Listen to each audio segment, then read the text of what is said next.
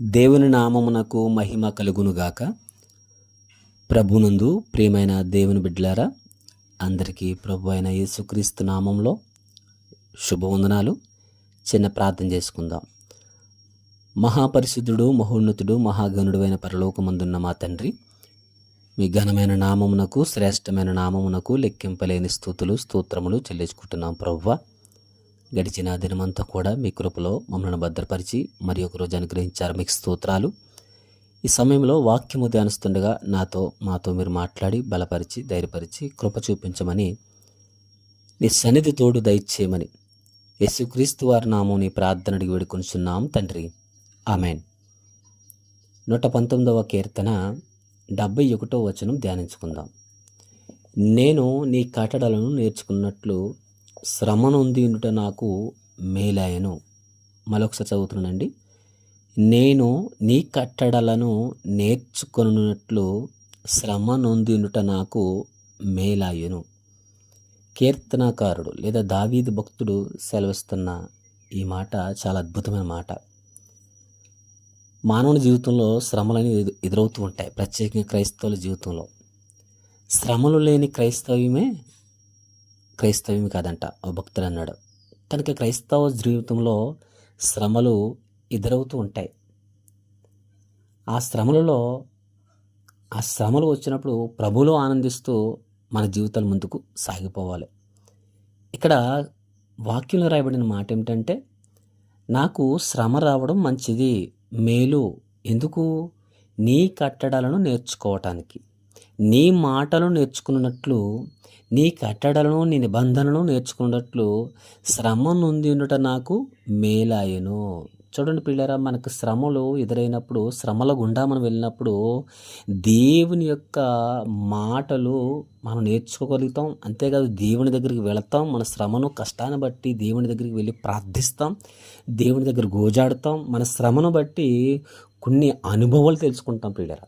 దేవుని వాక్యము ద్వారా, దేవుని మాటల ద్వారా మనం కొన్ని కట్టడలు నేర్చుకుంటాం. అంటే ఈ శ్రమ ఎందుకు వచ్చింది, లేదా శ్రమలో ఏ విధంగా మనం ముందుకు సాగాలి అంటే దేవుని కట్టడలు నేర్చుకోవడం. కొన్ని సందర్భాల్లో మనకు శ్రమ నొందడం మేలు అంటాడు కీర్తనకారుడు. శ్రమ నొందిండుట నాకు మేలాయును అంటున్నాడు. మనం అనగలమా? శ్రమ రావడం నాకు మంచిదే, శ్రమ రావడం మేలే అనగలమా?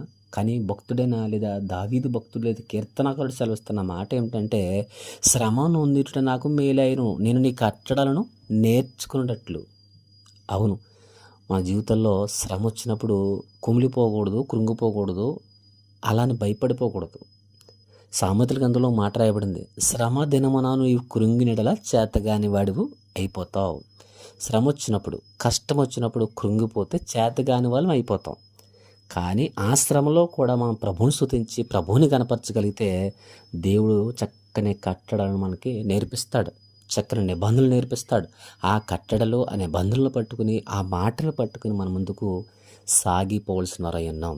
కనుక ఒక శ్రమ వచ్చిందనుకోండి, అది మనం మంచికే అనుకోవాలి.